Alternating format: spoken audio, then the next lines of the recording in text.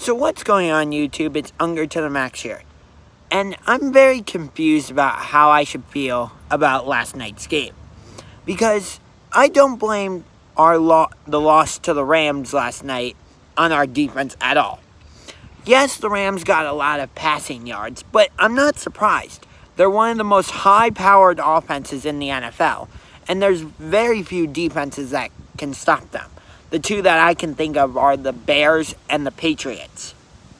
But I think the only reason the Patriots were able to stop them in the Super Bowl is because they saw how the Bears did it, and they pretty much played copycat. But, yes, the Rams got a lot of passing yards, but we kept their running game relatively in check. I don't think Todd Gurley even got over 50 yards. I could be wrong about that, but I don't think so. And their jet sweeps with Robert Woods and Brandon Cooks didn't really work either. And sure, there were times when Jared Goff got too much time, but, the Rams' offensive line is one of the better offensive lines in the country. In the league, I should say. So, I'm not extremely disappointed about that. I am a little bit disappointed because through these first 3 weeks, it doesn't seem like our D-line is really getting a tremendous amount of pressure on these quarterbacks, and that's concerning, especially this coming week when they have to play Lamar Jackson, who's a very mobile quarterback, and the Ravens will do designed quarterback runs, so we'll see. But I blame this loss more on the offense. I mean, first off, on 4th and 9, okay, you decide to go for it. I'm not totally upset about that, but the play choice was bad. On 4th and 9, you go for a not just a run play, but a draw.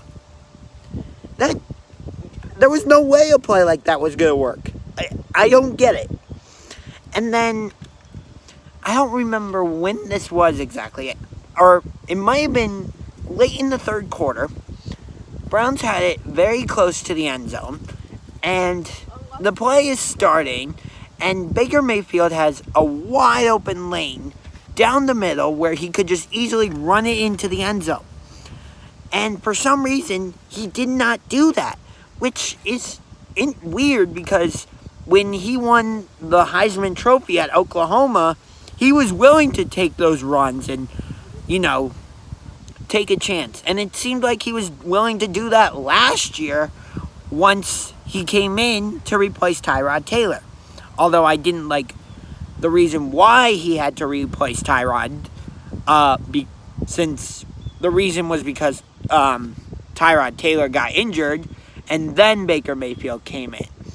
I would have preferred, if Tyrod Taylor wasn't playing well and the coaches decided, okay, let's put in Baker Mayfield.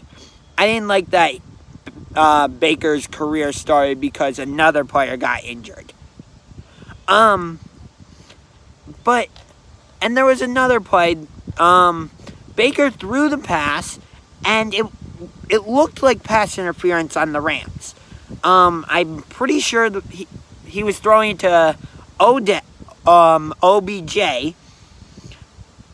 close to the end zone, and it looked like pass interference, and I think the Browns should have challenged it.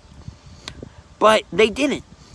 Maybe they would have gotten the call, and they could have kicked a field goal. You don't know. Maybe a field goal changes the rest of the game. You don't know. But I heard something interesting on First Take today, because I do enjoy watching that show. So Todd Monken is our offensive coordinator. And I don't remember who said it. I think it might have been Ryan Clark, but don't quote me on that. But somebody on First Take said that when Todd Monken was the offensive coordinator for the Tampa Bay Buccaneers, Jameis Winston struggled. And since moving on from Monken, it seems like Jameis Winston has gotten better. Now, he's not an elite quarterback, but it seems like he's improved. And I would actually say Mike Evans is one of the more underrated receivers in the NFL.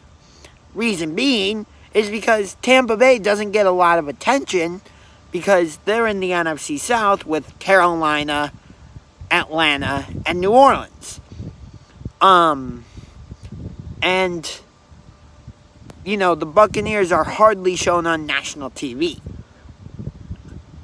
I think their only primetime game this season was the Thursday night game at Carolina.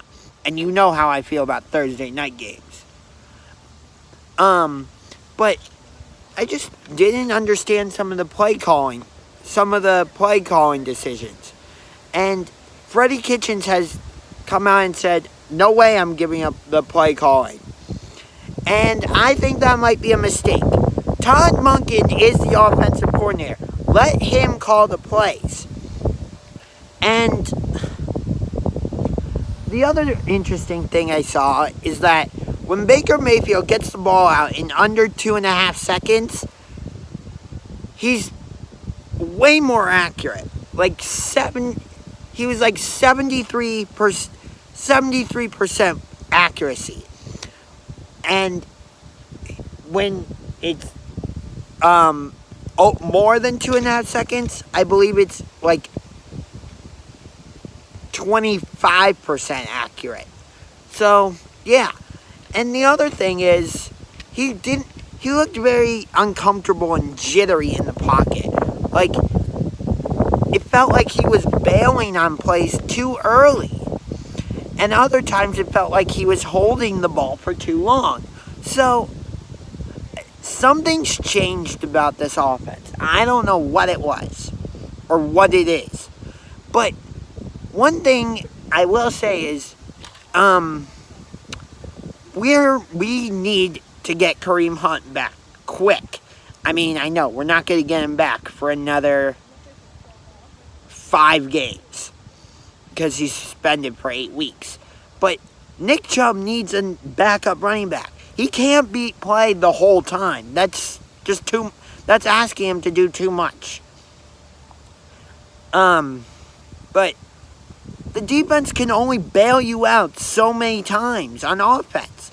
Like the offense can't keep having these short drives that end up in punts that put the defense right back out on the field. You just can't do that, especially not against a team like the Rams, or they have to play the Ravens. The Ravens are a high-powered offense, not like the Rams, but they can put up points. I mean, they almost beat the Chiefs yesterday in Kansas City. They lost by 5, 33-28. Although I wish that game was on Monday Night Football tonight instead of Bears at Washington. Again, I choose not to say the name of Washington's NFL team. That's my choice. If you would like to say their team name, that's fine. But hopefully you can respect my choice. What else? So, Daniel Cormier said he will only fight again if he gets the trilogy fight with Stipe, which I find to be interesting. And it's valid. I mean, that a legitimate trilogy is needed for that fight. But John Jones against Daniel Cormier, there's not a trilogy necessary. Jones won the first fight, and the second one was deemed a no contest. No trilogy is necessary. It's not like both fighters have won a fight. John Jones won the first time at UFC 182, and the second fight, Jones won, but it was later deemed a no contest. So yeah, but Cormier defeated Miocic at UFC 226, and then Miocic retaliated and beat Cormier at UFC 241. So a third fight is needed to break. So a tiebreaker fight is necessary to, break the tie. Hence, tiebreaker. But we'll see. Does Miocic want a rematch with Ngannou first? Does he want to fight somebody else?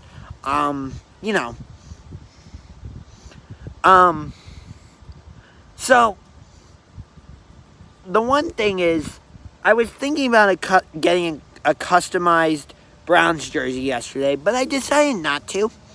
I'm not sure why, but I just didn't really want one. But if I were to get one, I think I would.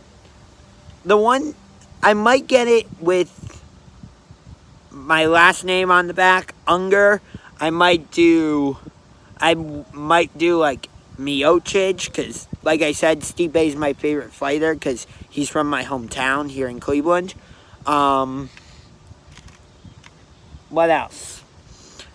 Those are the only two I can think of. Yeah.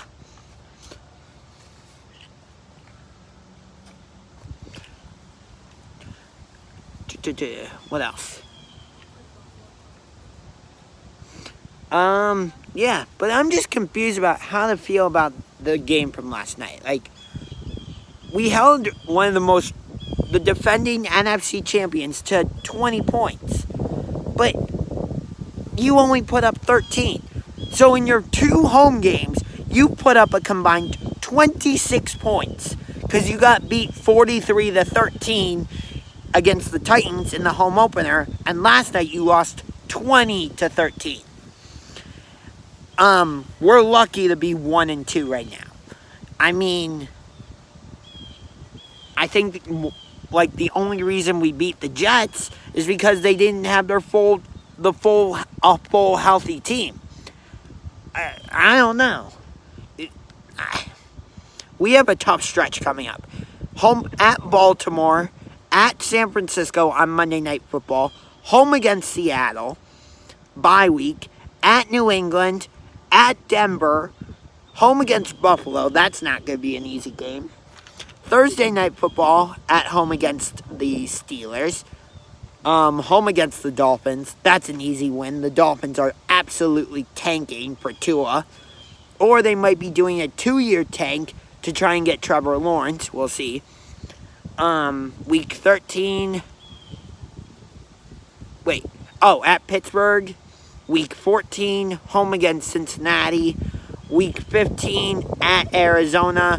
Week 16, home against Baltimore, which could be flexed into Sunday Night Football. We'll see. And then Week 17 at Cincinnati. That's our remaining games, or our remaining schedule. The only winnable games I see on our schedule are at Denver, home against Miami, home against Cincinnati, and at Cincinnati. I don't think Buffalo, as of right now, I don't see Buffalo as being an easy game. Buffalo's going to be a tough game. And like I said, other than the Sunday night game against the Rams, which was just last night, and Week 6 against Seattle, the home game I'm most looking forward to is Week 10 against Buffalo. I think it could be a potential playoff, positioning game, because I think both the Browns and the Buffalo Bills will be going to the playoffs. I'm going to make that prediction right now. The Cleveland Browns and the Buffalo Bills will both go to the playoffs. So, you heard it here first.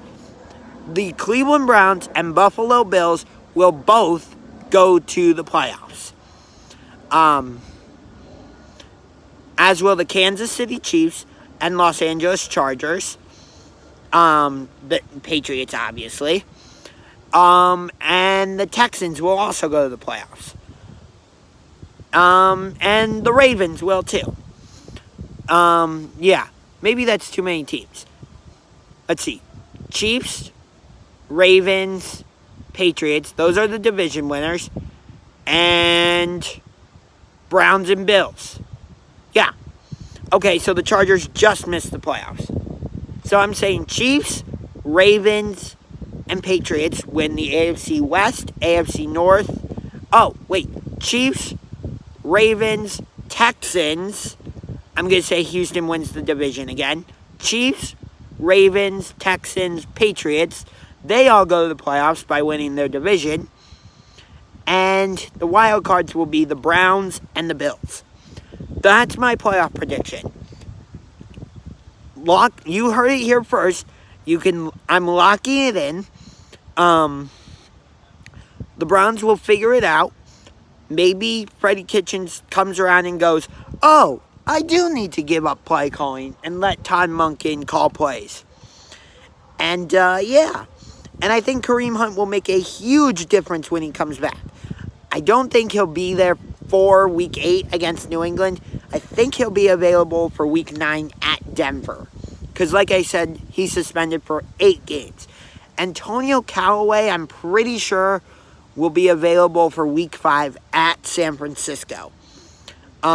Which, again, is Monday Night Football. And the 49ers are playing really well right now. They came back and beat the Steelers. Yeah. And I know our NFC opponents for next season. We have Dallas, Washington, Philadelphia, and the Giants. And after that, it will be the Packers, Bears, Vikings, and Lions. Season after that, it will be the Saints, Buccaneers, Panthers, and Falcons. And then we play the NFC West again with the Rams, 49ers, Seahawks, and Cardinals. But I'm pretty sure we'll be at Dallas, home for Washington, at the Giants, and home to Philadelphia. And we'll be at Green Bay, home for Chicago, home for Detroit, and at Minnesota. And we will be at New Orleans, at Atlanta, home for Tampa Bay, and home for Carolina. At Carolina, at Atlanta, and home for New Orleans. There we go. And then next time we play the NFC West, we'll be at Seattle, home for Arizona. Yeah, at Seattle, home for Arizona, at the Rams, and home for San Francisco. There we go. Yeah, and next time we play the AFC East, we'll be home to the Patriots, home for the Jets, at the Dolphins, and at the Bills. I'm pretty sure the next time we play the AFC West will be home for the Chiefs, home for the Raiders, at the Chargers, and at the Broncos. No, home for the Broncos, at the Chargers, at the Chiefs, I think. That sounds right. Yes, at the Chiefs, home for the Broncos, at the Chargers, and home for the Raiders. There we go. And next time we play the AFC South, I'm pretty sure it'll be at Jacksonville. No, I think it might be home for Jacksonville. Home for Tennessee. At Indianapolis and at Houston.